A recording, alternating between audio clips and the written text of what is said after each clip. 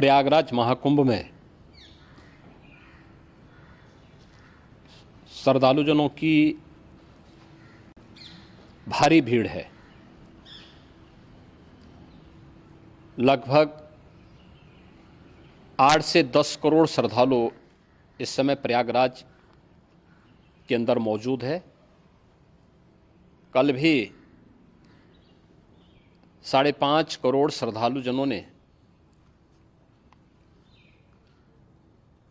महाकुंभ का स्नान किया था। ये जो भारी दबाव श्रद्धालुजनों के कारण और श्रद्धालुओं के संगम नोच पर जाने के कारण वहाँ पर एक बना हुआ है, लेकिन पूरा प्रशासन मौके पे वहाँ मौजूद है। रात्रि को 1 से 2 बजे के बीच में अखाड़ा मार्ग पर, जहाँ पे अखाड़ों के अमृत स्नान के दृश्य से बैरिकेड्स भी किए गए थे, तो बैरिकेड्स को फांद करके आने में कुछ श्रद्धालु गंभीर रूप से घायल हुए हैं। उन्हें तत्काल हॉस्पिटल में पहुंचा करके उपचार आदि की व्यवस्था उनके लिए की गई है। उनमें से कुछ श्रद्धालु गंभीर रूप से घायल हैं।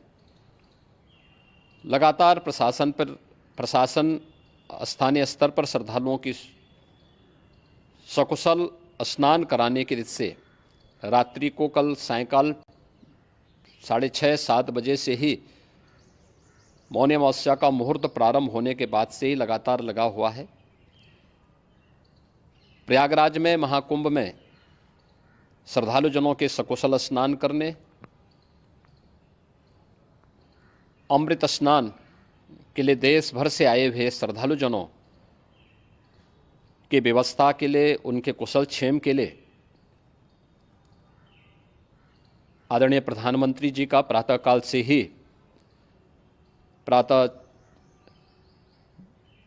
से ही उनके लगभग 4 बार प्रधानमंत्री जी ने हालचाल लिया है। माननीय गृह मंत्री जी ने, माननीय राष्ट्रीय अध्यक्ष भारतीय जनता पार्टी श्री JP नड्डा जी ने, माननीय गृह मंत्री श्री अमित शाह जी ने भी, और प्रदेश की माननीय राज्यपाल श्रीमती आनंदीबेन पटेल जी ने भी लगातार जानकारी लेकर के सभी के कुशल क्षेम और सकुशल स्नान कराने के बारे में निरंतर रिपोर्ट ले रहे हैं। हम लोगों की प्रातःकाल से ही श्रद्धालुजन जो भी आए हैं वे स्नान कर सकें, इसके लिए यहाँ पे उच्च स्तरीय बैठक भी चल रही है, जिसमें मुख्य सचिव भी हैं, DGP हैं, प्रमुख सचिव गृह हैं, मुख्यमंत्री कार्यालय के अपर मुख्य सचिव के साथ साथ ADG लॉ एंड ऑर्डर के साथ साथ अन्य वरिष्ठ अधिकारीगण मौजूद हैं।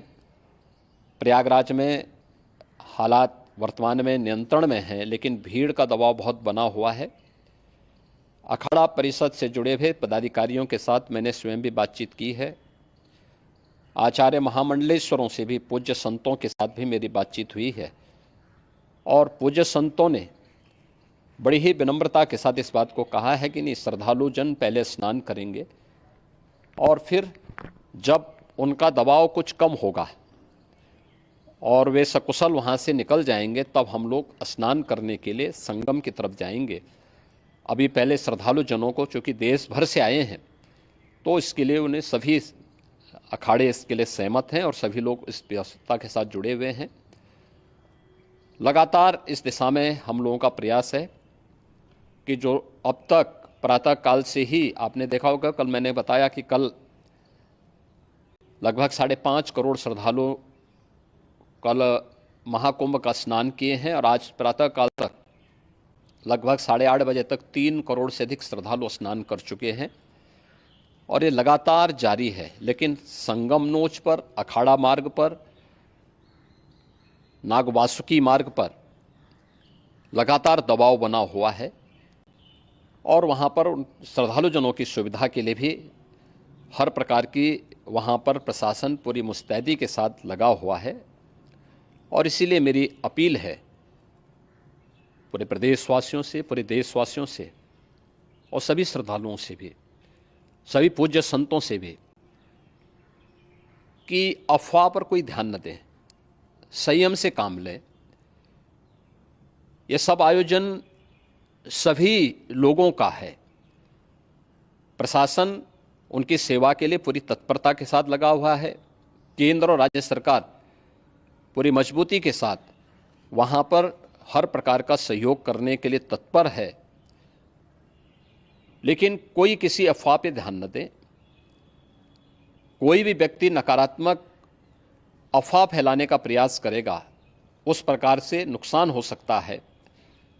और जहाँ पर हैं आप, लगभग 15 से 20 किलोमीटर के दायरे में अस्थायी घाट बनाए गए हैं, उसमें कहीं भी वे स्नान कर सकते हैं। आवश्यक नहीं कि संगम नोच की तरफ ही आएं, क्योंकि भीड़ देखते हुए खासतौर पर जो बुजुर्ग हैं, बच्चे हैं, श्वास के रोगी हैं, उनको लंबी दूरी तय नहीं करनी चाहिए और जहाँ पर हैं वहीं पर आराम से पहले स्थिर होकर के कार्य करें, वहाँ पर रह करके। और जो नज़दीक के घाट हैं, उसी नज़दीक के घाट में स्नान करेंगे। सब गंगा जी के ही घाट हैं और गंगा जी के इस घाट में वही पुण्य प्राप्त होगा। ये मौनी अमावस्या है। मौनी अमावस्या में स्नान का महत्व है।